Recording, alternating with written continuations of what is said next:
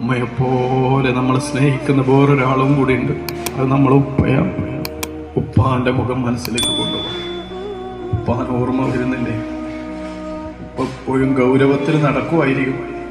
പക്ഷെ വല്ല ഗൗരവമൊക്കെ ആണെങ്കിലും ആ ഉപ്പാന്റെ മനസ്സ് നിറയെ നമ്മളോട് സ്നേഹം. കാണാൻ വലിയ സൗന്ദര്യമൊന്നും ഉണ്ടാവില്ല.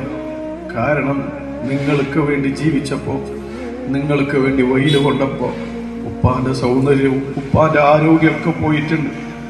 പക്ഷെ അതുകൊണ്ട് തന്നെ ചെറിയ പ്രായത്തിൽ സ്കൂളിൽ മദ്രസയൊക്കെ പോകുമ്പോൾ ഇതെന്റെ ഉപ്പയാണെന്ന് ചങ്ങായിമാരോട് പറയാനൊരു മടിയലുണ്ടായിരുന്നു.